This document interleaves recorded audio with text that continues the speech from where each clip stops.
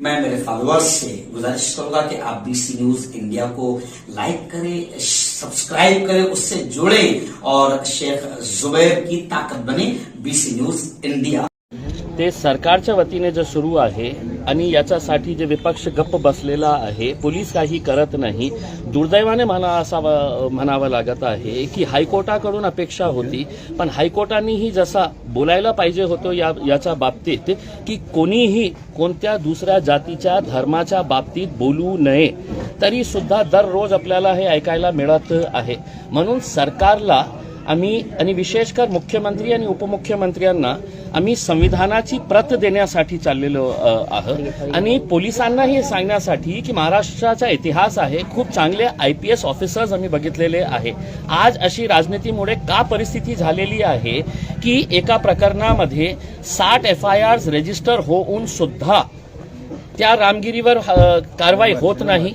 म्हणजे याचा अर्थ हे आहे, हे सगळं जे चाललेलं आहे ते सरकारच्या आशीर्वादाने चाललेलं आहे, त्यांच्या म्हणण्यानुसार चाललेलं आहे।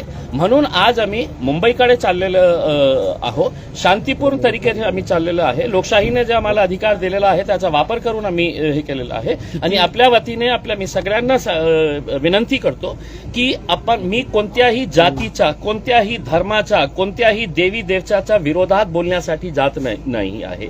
याच्यामध्ये अनेक आमचे नॉन मुस्लिम जे बांधव आहे त्यांनीही आम्हाला सहकार्य केलेले आहे। अनेक असे लोक ज्यांना देशाची प्रेम आहे, महाराष्ट्राची एक पुरोगामी जो संस्कृती होती, फुले शाहू आंबेडकर, छत्रपती शिवाजी महाराज, छत्रपती संभाजी महाराज यांची जे काळ होता ते आपण विसरलेले आहोत। म्हणून आम्ही सरकारला हे सगळं आठवण करून देण्यासाठी चाललो। तुमची रॅली पुणे मार्गाने जाणार आहे, किती लोक आम्ही पहिले निर्णय घेतला होतो की आम्ही गंगापूर वैजापूर मार्गाने जाणार, पण आम्ही बघितलं की सरकार कोणत्या पातळीवर आलेले आहे, कशा प्रकारचे घाणेरडी राजनीती सुरू आहे आणि पोलिसांचा कशा उपयोग करण्यात येत आहे, हे सगळं आम्ही बघितलेलं आहे।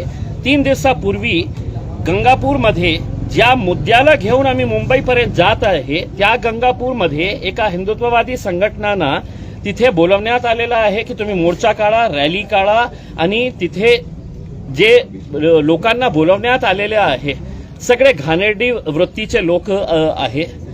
त्यांचा काम काय आहे की स्टेजवर उभे राहायचे, एका समाजाला टार्गेट करायचं, द्वेष निर्माण करायचं, हे सगळं काम चाललेलं आहे। म्हणून आम्ही कोणत्याही टकराव न करता आम्ही निर्णय घेतला की आम्ही समृद्धी मार्गाचा वापर करून आम्ही मुंबईपर्यंत जाऊ। तुम्ही मुंबई कुठे जाणार आहात, तिथे कुठे तुम्ही कुणाला भेटणार आहात, मार्ग काय मुंबईला? आम्ही मुंबईला जे समृद्धी मार्गाने आम्ही जाणार आहे। मागच्या 2 दिवसापासून मुंबईचे सगळे पोलीस अधिकारी जे आहेत ते आमच्या संपर्कात आहे की नाही इथे आपण थांबू शकत नाही, इथे आम्ही तुम्हाला परवानगी देऊ, तिथे देऊ, हे करू। मी म्हटलं की मला फक्त मुख्यमंत्री, उपमुख्यमंत्री आणि महाराष्ट्राचे DGला आमचं निवेदन द्यायचं आहे, संविधानाची एक प्रत द्यायची आहे आणि त्यासाठीही आम्ही चाललेलो। मैदान वगैरे ठरवलंय तिथे? आता काय आहे की काल दुपारपर्यंत पोलिसांनी मला सांगितलं की नाही तुम्ही इथपर्यंत जाऊ शकत नाही, तिथपर्यंत जाऊ शकत नाही, हे मैदानावर तुम्ही। मी म्हटलं साहेब मी येत आहे, लोकशाही मार्गाने मला जे अधिकार दिलेला आहे कोणत्याही हंगामा न करता मी तिथे येत आहे।